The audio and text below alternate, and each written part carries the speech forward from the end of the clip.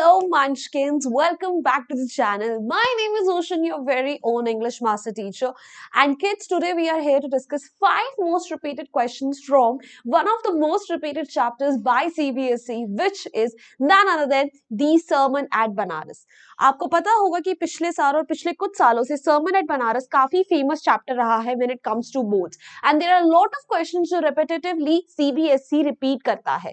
तो आज उन्हीं क्वेश्चंस का भंडार लेकर आज हमारे आपके सामने आ गए हैं। आपको भी अगर वो सारे क्वेश्चंस जानने हैं देन मेक श्योर करना कि आप इस वीडियो को एंड तक जरूर देखो एंड सबसे पहले वीडियो को लाइक कर दो and do not forget to subscribe to our channel as well.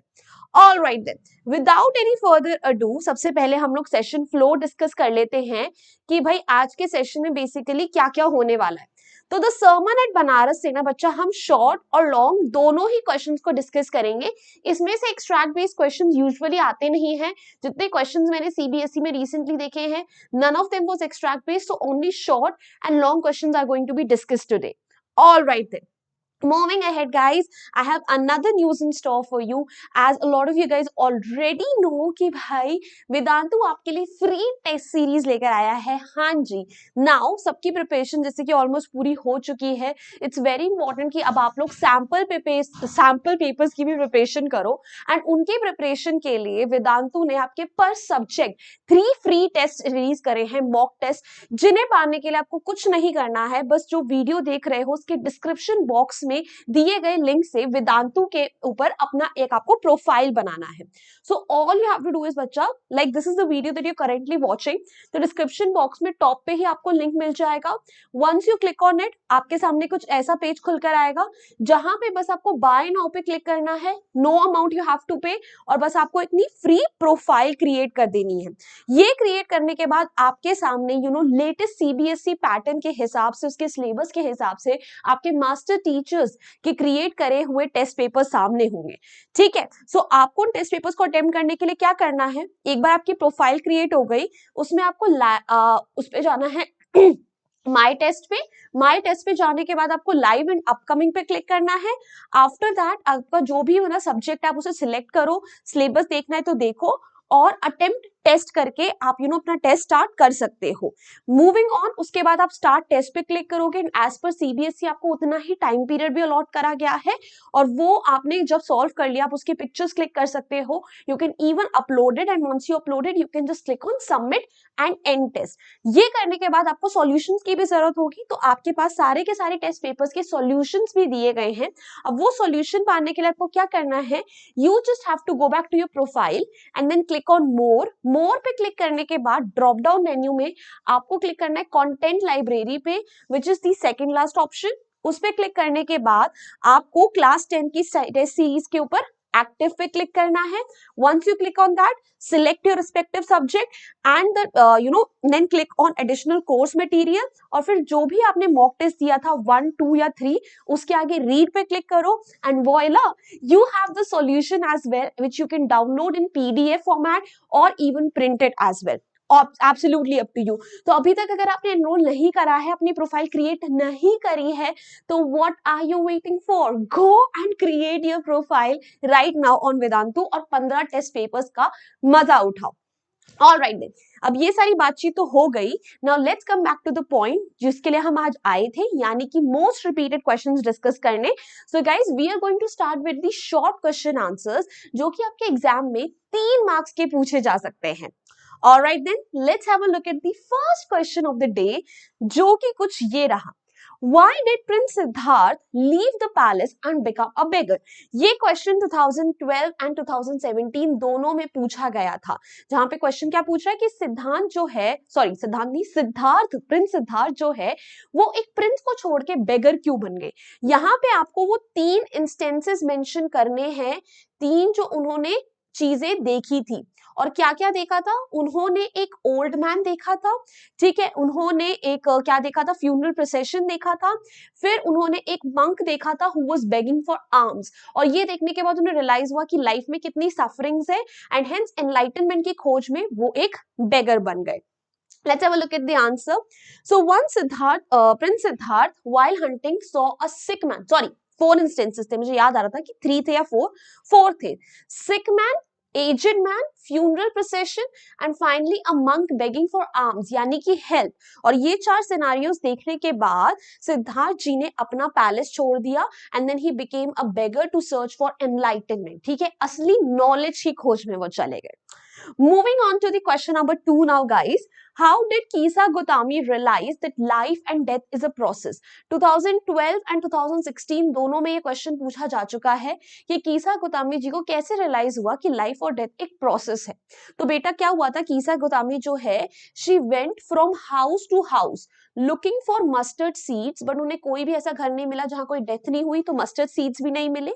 Then she was sitting on the wayside यानी रोड के किनारे बैठी थी इवनिंग में, और उन्होंने क्या देखी, उन्होंने फ्लिकरिंग ऑफ लाइट्स देखी, यानी कि उन्होंने देखा कि जो गांव है वहां पे जो दिए हैं वो जल बुझ रहे हैं। और उसे देखकर कीसा गोतामी जी को रियलाइजेशन हुआ कि ह्यूमन लाइफ भी कुछ ऐसी है जो कुछ टाइम तक जलती है और फिर बुझ जाती है, and that is how she realise that life and death is a process faced by everyone.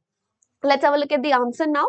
So Kisa Gotami went from house to house but was unable to find one house where nobody had died. उन्हें कोई भी ऐसा घर नहीं मिला जहां किसी की डेथ ना हुई हो.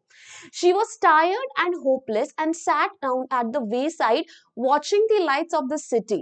ठीक है, कि wayside का मतलब होता है बेटा रोड साइड। वो बहुत होपलेस होकर रोड के किनारे बैठ गई and she looked at the lights that were flickering up and were extinguished again.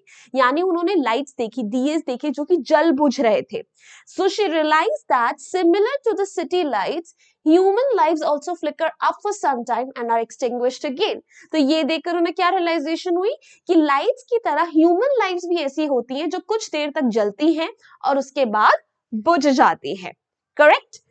Moving ahead now to the question number 3, which was asked in CBSE 2014 and then again in sample paper 2018. According to Kisa Gotami, what is the greatest grief of life? कि कीसा गोतामी के हिसाब से दुनिया का सबसे बड़ा दुख क्या है? ग्रीफ यानी दुख, तो ग्रेटेस्ट ग्रीफ क्या है?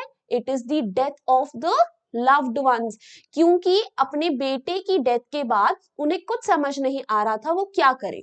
However due to Gautam Buddha उन्हें एंड में रियलाइजेशन होता है कि ये एक ऐसी चीज है जो कि हर कोई फेस करता है, hence it is common to all. Let's have a look at the answer. So according to Kisa Gotami, the greatest grief in life is the death of one's loved ones and one's inability to stop them from dying. कि एक तो loved ones की death होती है और दूसरी चीज आप कुछ कर नहीं सकते उस death को avoid करवाने के लिए। Therefore, instead of lamenting on it का मतलब होता है बेटा उस चीज का दुख मनाना, शोक मनाना। The wise should not grieve. जो लोग होशियार होते हैं उस चीज का दुख नहीं मनाते। Weeping will only increase the pain and disturb the peace of mind of a person. कि अगर आप किसी चीज के ऊपर रोगे तो उससे आपका दुख बढ़ेगा ही, कम नहीं होगा। So you should avoid it rather. Alright? Moving ahead now. Now we are done with all the short question answers, guys, and it's time for long question answers जो कि आपके एग्जाम में 6 मार्क्स के पूछे जा सकते हैं। And the very famous theme of this chapter is loss, तो यानी लॉस से रिलेटेड क्वेश्चन तो बाबू भैया पक्का आपसे पूछा जा सकता है। ऑलराइट, चलिए फिर let's have a look at the first long question answer जो कि CBSE 2013, 2018 and then again in sample paper 2015 पूछा गया था, which is life is full of trials and tribulations, यानी आपकी लाइफ में दुख सफरिंग्स लगी रहेंगी। कीसा Gotami also passes through a period of grief in her life. कीसा Gotami की भी लाइफ में एक बहुत बड़ा दुख आता है। How does she behave in those circumstances? तो कीसा गोतामी उन circumstances, उन situations के दौरान कैसे behave करती हैं? तो कीसा गोतामी जी की लाइफ में सबसे बड़ा दुख कब आया था? जब उनके बेटे की डेथ हुई थी।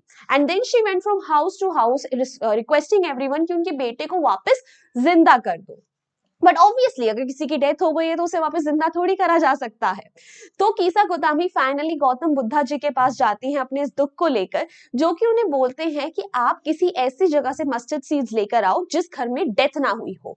और जब उन्हें कोई ऐसा घर नहीं मिलता जहां पर कोई भी डेथ नहीं हुई, that is when she realises कि डेथ तो एक ऐसी चीज है जो सबके लिए कॉमन है। So why was she so sad about it? Rather she needs to move on from it. Correct? Let's have a look at the answer. After the death of Kisa Gotami's only child, she became very sad.